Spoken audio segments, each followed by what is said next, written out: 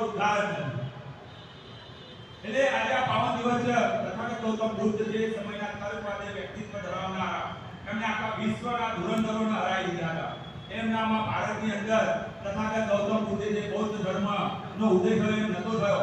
એમને તો સભાઓમાં જતા હતા અને ચર્ચા કરતા હતા, બોલતા હતા કે જેને જે સવાલ હોય એ મને પૂછી લો, હું બુદ્ધ છું, એટલે કે મારી અંદર બધું જ્ઞાન છે, હું તમને જવાબ આપવા માટે તત્પર છું.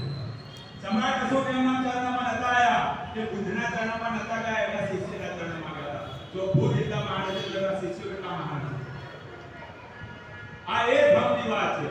અને આજે તથાગત ગૌતમ બુદ્ધે આપેલો આ બૌદ્ધ ધર્મ એટલે કે તમારી અંદર છુપાયેલી શક્તિને જાણવાનો ધર્મ. પંચશીલનું પાલન કરો, સરળ જીવન જીવો અને એક સારો ઉદ્દેશ્ય રાખો કે મારા આ કરવું છે, જ્યાં સુધી આ ના પ્રાપ્ત કરું ત્યારે હું શાંતિથી બેસી જાય. આ જ બુદ્ધ છે. બુદ્ધ કોઈ વસ્તુ નથી, કોઈ ભગવાન નતા.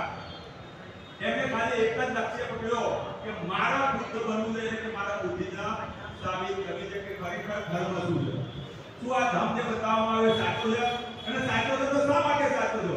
જો એની અંદરમાં ભૂલ હોય તો ધર્મને સ્વીકારવા માટે તૈયાર નથી. અને એમને સાબિત કરી નાખ્યું. એ સમયમાં મનુવાદ વિચારધારા હતી અને ધર્મ બુદ્ધ ઉખાડી ફેંકી ભારતમાંથી 2500 વર્ષનો ઇતિહાસ બનાવ્યો. આજે 2500 વર્ષ પછી આજે તમે જોઈ રહ્યા છો ભારતની અંદર ઠેર ઠેર તથાગત ગૌતમ બુદ્ધનો ઝંડો લહેરાય છે, જે આપણું માન અને સન્માન ધર્મનું કહેવાય છે. અને એ ઝંડો કયો કહેવાય છે? પંચશીલ. એ પાંચ શીલોનું પાલન કરતા આપણને શીખવાડ્યું. અને એ પંચશીલના ધ્વજની અંદર આપણે કરી રહ્યા છીએ. તમે જ્યારે ભણવા આવો ત્યારે નમ્ર વિનંતી એક જ છે કે ઉદ્દેશ્ય લઈને આવજો કે સારું ભણીએ અને સારું શિક્ષણ મેળવી જોઈએ. અહીંયા જે પણ વર્ગો છે, જે મિત્રો છે, દીનાભાઈ મારા, તમે એમને એક ભક્તિ એમને તકલીફ છે, એમના વાઈફને તકલીફ છે, જ્યારે આ કામ હતી તો 1 લાખ રૂપિયા ઘરના નાખી દીધા હતા એની અંદર. કેટલા? 1 લાખ. 1 લાખ રૂપિયા જે માણસ નાખી શકતો હોય એને કીધું કે ભાઈ કામ બંધ ના થવું જોઈએ. અમારા કલ્પેશભાઈ 2 મહિનાની રજા ઉપર ઉતરી ગયા હતા. આ મજૂરી વર્ગ છે, જેણે આ મહેનત કરીને બનાવ્યું છે, પોતપોતાનું યોગદાન આપ્યું છે. અને એના અનુસંધાનમાં જગ્યાનું નિર્માણ કર્યું. લોકોએ ઘણા બધા 17 પોતાની તનતોડ મહેનત લગાવી. લોકોએ સાથ સહકાર પણ આપ્યો. જેમ જીના માંડીએ એક હથોડી અને એક સીડી લઈને પહાડ તોડવાની શરૂઆત કરી હતી.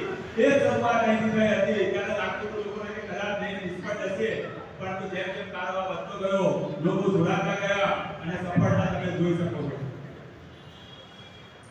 આ ઉદ્દેશ્ય હોવો જોઈએ આપણે કંઈક કરીને જવું છે. 12મા લગી આપણે સાથે છે.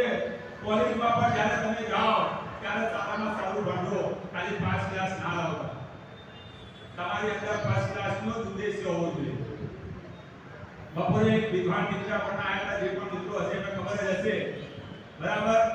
રેલવેની અંદર ઓફિસર હતા. એમને અત્યારે નોકરી ચાલુ છે ધાંગધ્રામાં. એમને 2 કલાક બેસીને ચર્ચા કરી છે. આપણે સપોર્ટ કરવા માટે બેઠા પણ કઈ દેખાવ